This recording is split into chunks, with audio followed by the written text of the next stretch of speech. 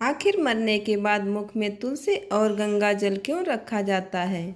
आइए इस कथा को विस्तार से सुनते हैं। एक समय की बात है, कैलाश पर्वत पर माता पार्वती के मन में एक गूढ़ शंका उत्पन्न हुई।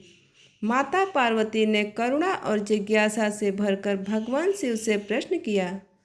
माता पार्वती बोली, हे प्रभु, मेरे मन में एक शंका है, कृपया मेरा मार्गदर्शन कीजिए।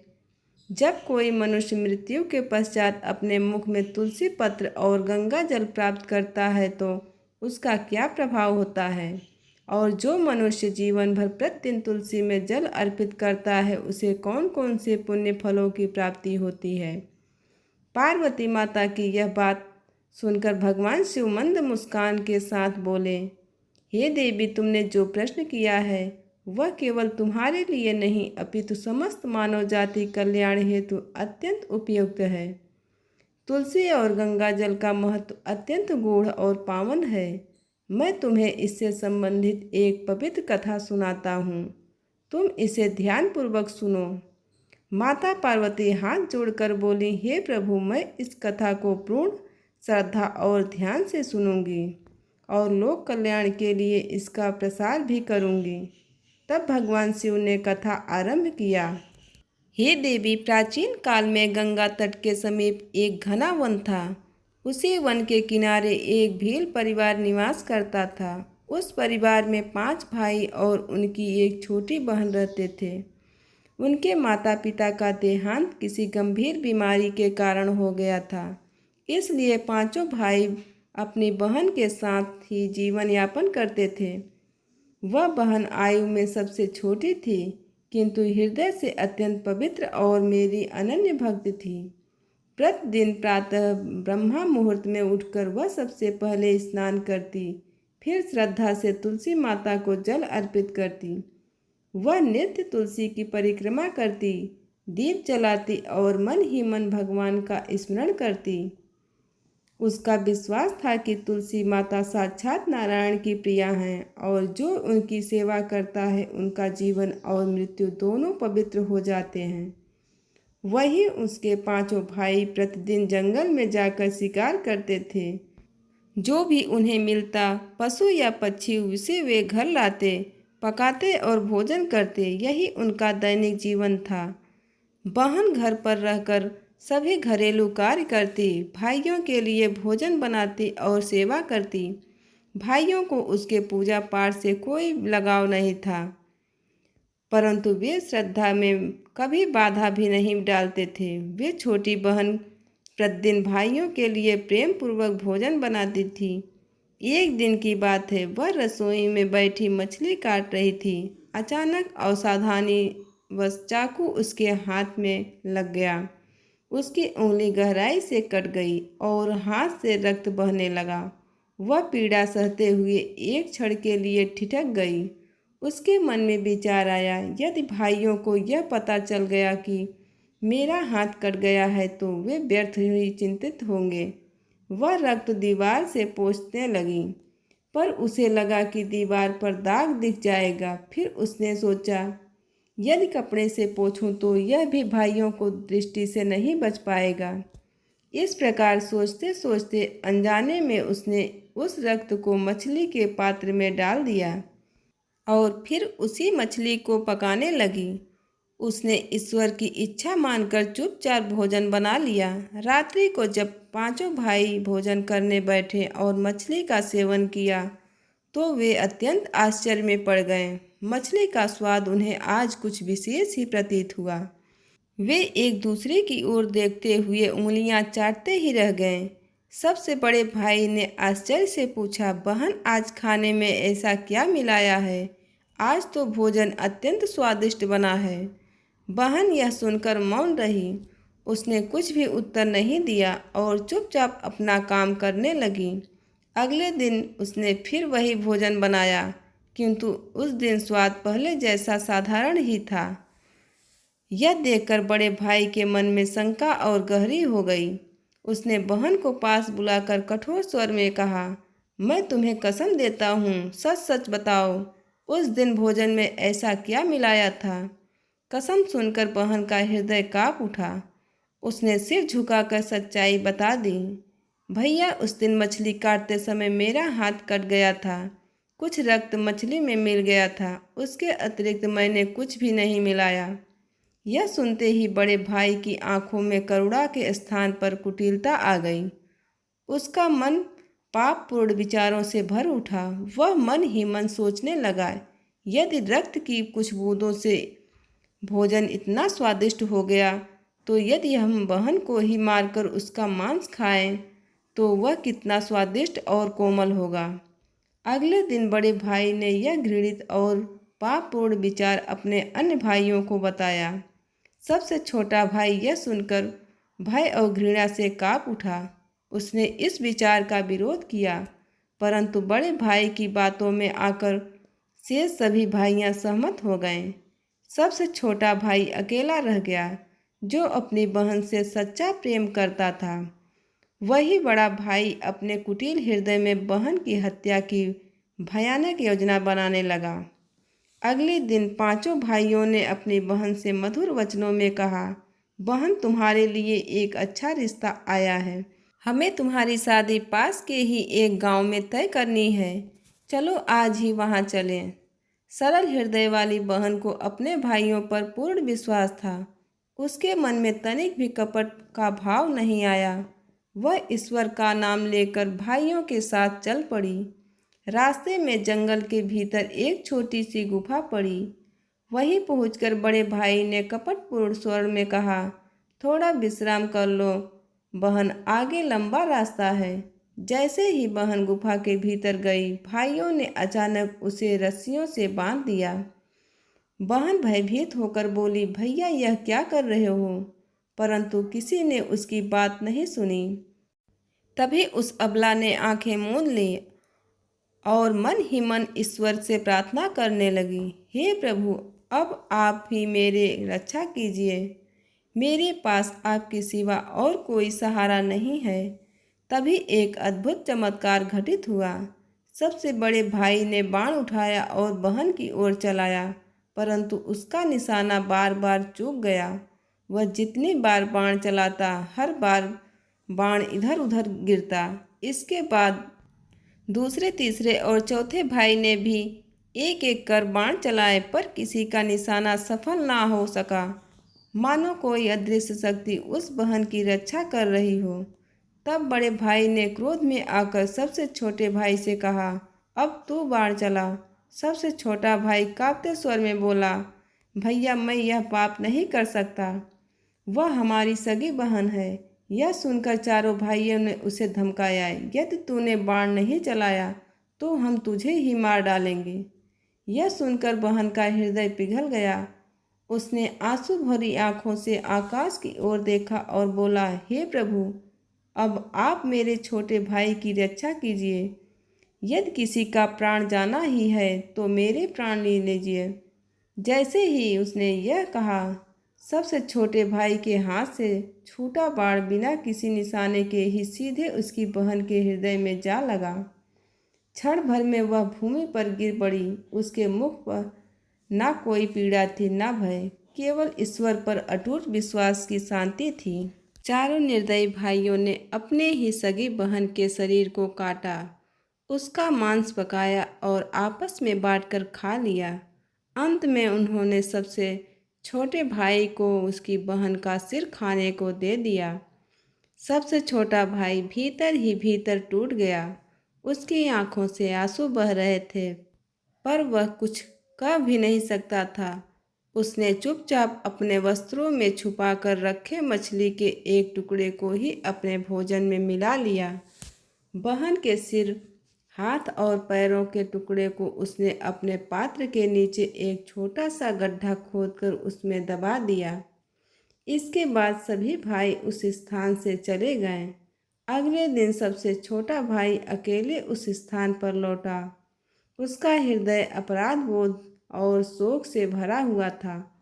उसने अपने बहन की स्मृति में वहीं एक बांस का पौधा लगा दिया और प्रतिदिन उसे जल देने लगा। वह बांस उसकी बहन की तरह ही धीरे धीरे बढ़ने लगा। कुछ दिन बीत जाने पर एक दिन एक साधु उस स्थान से गुजरते हुए उस बांस के पास मलमूत्र त्यागने के लिए गए। तभी अचानक उस बांस के भीतर से एक करुण स्वर सुनाई दिया, हे साधु महाराज, कृपया इस स्थान को अपवित्र ना करें। यह सुनकर साधु अत्यंत आश्चर्यचकित रह गया। उसने चारों ओर देखा पर वहाँ कोई दिखाई नहीं दिया।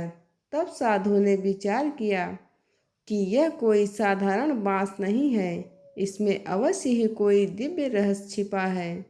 साधु ने उस बांस का एक टुकड़ा काट लिया और उसे अपने साथ ले गया।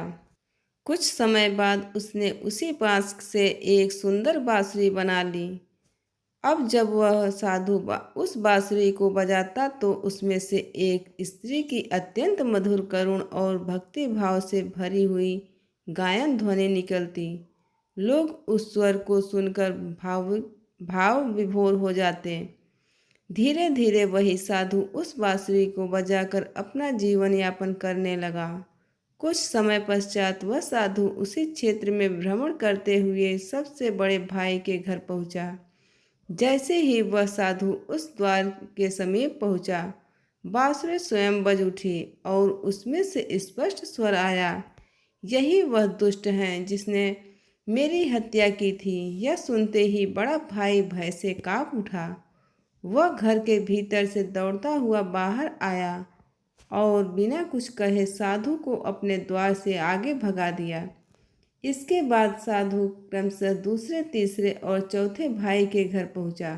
हर बार बांसुरी से वही करुण स्वर निकलता और हर बार वे भाई भयभीत होकर साधु को अपमानित करके भगा देते।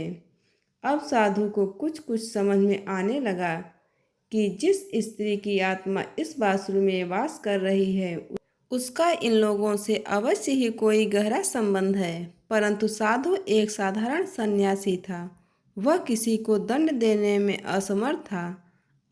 अंततः साधु पांचवें अर्थात सबसे छोटे भाई के घर पहुंचा। जैसे ही वह उस द्वार के सामने खड़ा हुआ, बांसुरी स्वयं बज उठी और उसमें से स्वर आया, यही मेरे प्रिय भाई का घर है। घर के भीतर बैठा वह भाई यह स्वर सुनते ही चौंक उठा। वह अपनी बहन की आवाज़ पहचान गया। वह दौड़ता हुआ बाहर आया पर वहाँ उसने एक साधु को बांसुरी लिए खड़ा देखा। साधु ने कहा, वत्स, यह स्वर इस बांसुरी से निकलता है। यह सुनकर वह भाई फूट फूट कर रो पड़ा और हाथ जोड़कर साधु से बोला, महाराज, कृपया यह बांसुरी मुझे दे दीजिए।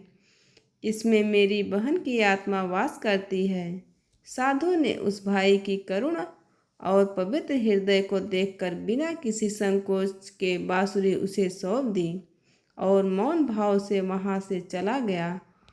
अब जब वह भाई अकेले में उस बांसुरी को बजाता तो उसमें से उसकी बहन की मधुर आवाज़ आती, हे भाई, मुझे ज्ञात है कि तुम मुझसे सच्चा प्रेम करते हो। तुम्हारा हृदय निर्मल है। यदि तुम मेरी आत्मा की मुक्ति चाहते हो तो प्रतिदिन अपने घर की तुलसी माता में जल अर्पित करो और भगवान श्री हरि विष्णु की नित्य श्रद्धापूर्वक पूजा करो। यही मेरे उद्धार का मार्ग है। अपने बहन की यह बाणी सुनकर वह भाई भाव विभोर हो गया।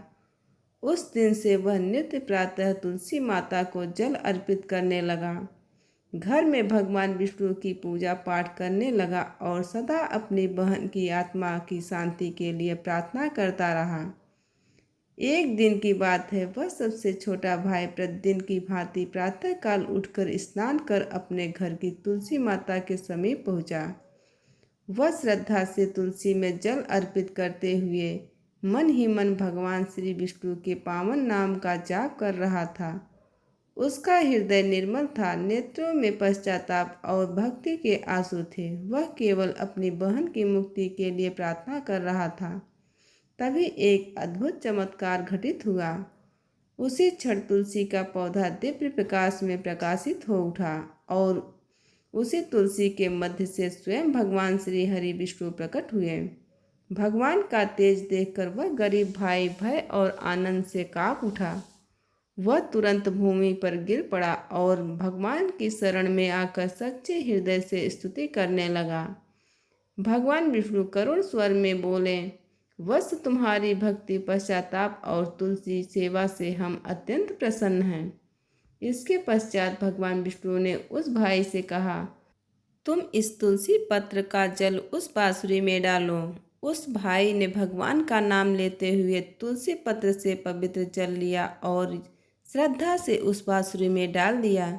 जैसे ही तुलसी जल बांसुरी में प्रवाहित हुआ, भगवान विष्णु की कृपा से एक दिव्य प्रकाश प्रकट हुआ और उसी बांसुरी से उस स्त्री का पुनर्जन्म हो गया। वह बहन सजीव रूप में अपने भाई के सामने खड़ी थी। दोनों भाई बहन एक दूसरे को देखकर आंसुओं से भर उठे। इसके पश्चात भगवान विष्णु ने उन दोनों भाई बहन को तुलसी से संबंधित अत्यंत महत्वपूर्ण और कल्याणकारी ज्ञान प्रदान किया। भगवान बोले, तुलसी को देवी लक्ष्मी का ही स्वरूप माना गया है। जहाँ तुलसी का वास होता है वहाँ दरिद्रता और अशांति नहीं टिकती। जो मनुष्य प्रतिदिन श्रद्धा से तुलसी में जल अर्पित करता है, उसके जीवन की अनेक बाधाएं दूर हो जाती हैं। सुख, शांति और धन का आगमन होता है। तुलसी में जल अर्पित करते समय मस्तक पर चंदन का तिलक धारण करना अत्यंत शुभ और फलदायी माना गया है। तुलसी में जल चढ़ाने का उत्तम समय सूर्योदय से लेकर उसके 2 से 3 घंटे तक का होता है। इस समय किया गया पूजन अनेक गुना पुण्य प्रदान करता है। यह कहकर भगवान विष्णु अंतर ध्यान हो गए। तब भगवान शिव माता पार्वती से बोले, हे देवी, यही कारण है कि मृत्यु के समय मनुष्य के मुख में तुलसी पत्र और गंगा जल रखा जाता है। यह आत्मा को पवित्र कर उसे वैकुंठ धाम की ओर अग्रसर करता है। जो व्यक्ति जीवन भर तुलसी की सेवा करता है, उसे मृत्यु के पश्चात भय नहीं होता और उसे मोक्ष का मार्ग प्राप्त होता है। माता पार्वती यह दिव्य कथा सुनकर अत्यंत प्रसन्न हुई और उन्होंने लोक कल्याण के लिए इस ज्ञान के प्रसार का संकल्प लिया।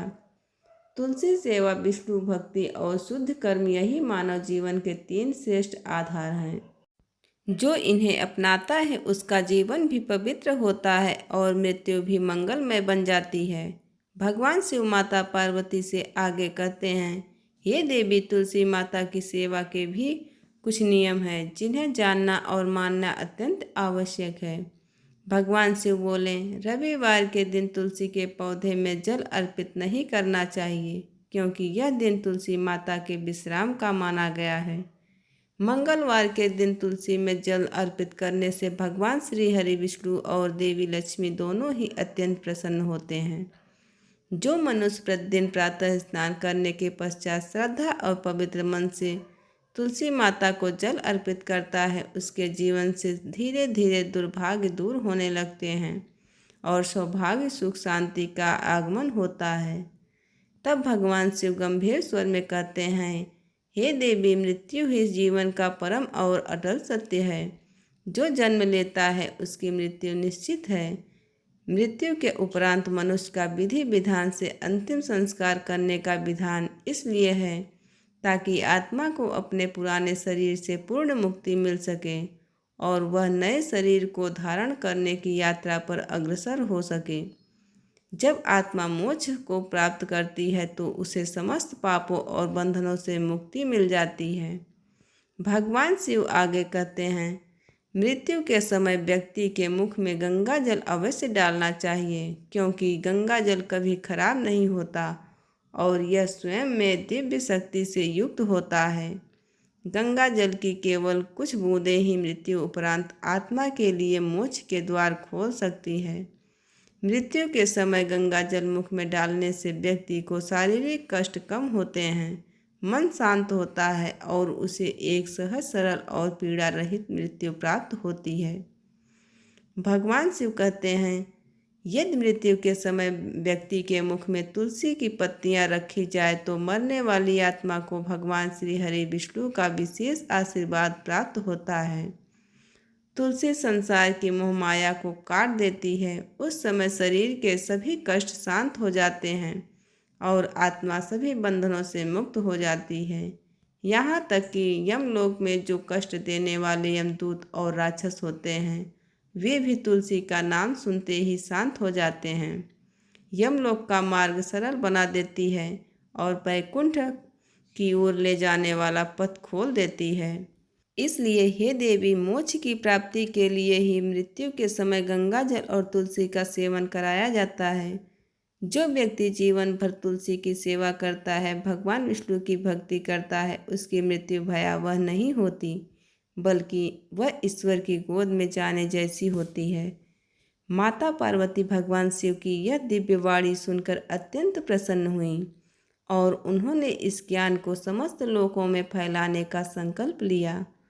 तुलसी केवल एक पौधा नहीं, वह मोक्ष का द्वार है। गंगा जल केवल जल नहीं, वह मुक्ति का अमृत है।